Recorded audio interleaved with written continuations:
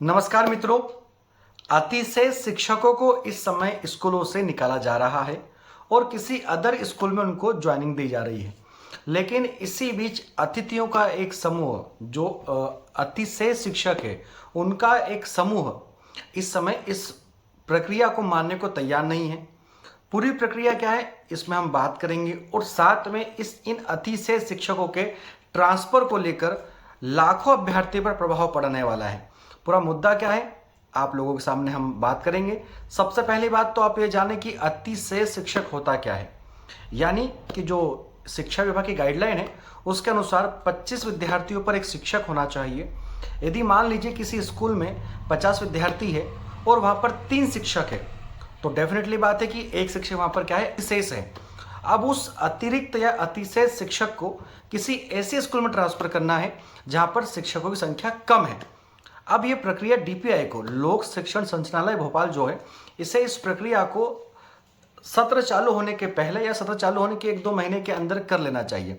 वैसे तो हम इस बात को जानते हैं कि डीपीआई इन बातों पर न जाने ध्यान दे नहीं पा रहा है या फिर ऐसे कर्मचारी उनके पास में नहीं है जो ध्यान नहीं दिलवा पा रहे हैं, क्योंकि हमने अतिथियों को लेकर भी बहुत सारी बातें समझी हैं, बहुत सारी बातें रखी हैं। अतिथियों की भी ज्वाइनिंग लगभग 3-3 महीने लेट हुई है और चयन प्रक्रिया में बहुत सारी समस्याएं उत्पन्न हुई है।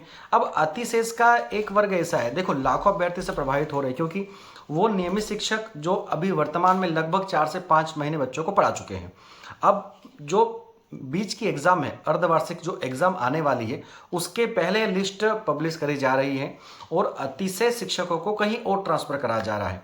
हालांकि 20,000 लगभग अतिशय शिक्षक हो रहे हैं मध्य प्रदेश में, जिनमें से 5,000 लोगों ने तो अपने नियुक्तियां कहीं और करवा ली है, लेकिन 15,000 अभी भी ऐसे अतिशय शिक्षक हैं जो बहुत सारी समस्याओं को लेकर उलझ रहे हैं।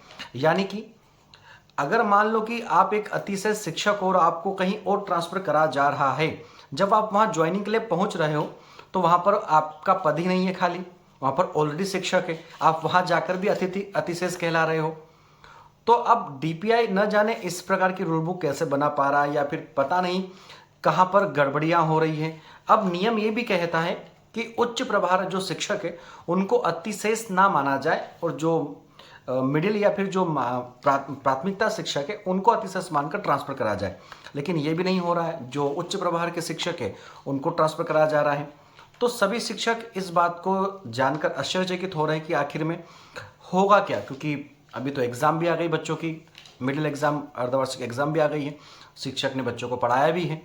तो अगर इस समय शिक्षकों को ही ट्रांसफर करा जाता है तो बच्चों के ऊपर भी प्रभाव पड़ेगा और शिक्षकों के ऊपर भी प्रभाव पड़ेगा, क्योंकि या तो किया जाए तो सत्र एंड में करा जाए या सत्र प्रारंभ होने पर करा जाए।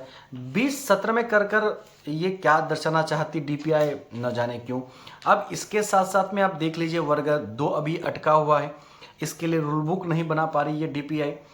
पिछले 15 महीने लगभग हो गए हैं और 15 महीने से अभी तक बच्चे मेंस की तैयारी कर रहे हैं वर्ग 2 की, लेकिन अभी तक भी किसी प्रकार का सिलेबस या फिर नोटिफिकेशन जारी नहीं करवाया गया विभाग की ओर से। एसबी ने जारी कर दिया कैलेंडर, अगस्त में एग्जाम होगी 2024 में। अब न जाने कौन सा 2024 वापस आएगा अगस्त का माह लेकर, क्योंकि अभी तो अक्टूबर निकल गया आप लोगों का। अब ना तो एसबी बदलाव कर रहा है और ना ही डीपीआई अपनी कोई बात सुन रहा है। तो इस समय जाए तो जाए कहाँ। तो आप सभी विद्यार्थी या जो भी मध्य प्रदेश के युवा है, ये जरूर इन बातों पर गौर कीजिए कि हम एक ऐसे सरकार को चुन रहे हैं जो आपके भविष्य के लिए हैं।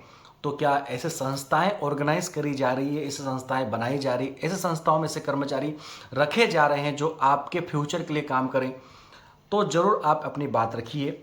साथ में एक बात जानने का प्रयास कीजिएगा कि जो अतिथि शिक्षक है उस पर भी सरकार पल्ला झाड़ चुकी है, क्योंकि शिवराज सरकार जब थी उन्होंने कहा है कि अतिथियों को पूरे साल भर का मानदेय मिलेगा, और फिर अभी मोहन सरकार ने बता दिया कि भैया अगर कोई नियमित शिक्षक आ जाता है तो अतिथियों को वहाँ से हटना पड़ेगा।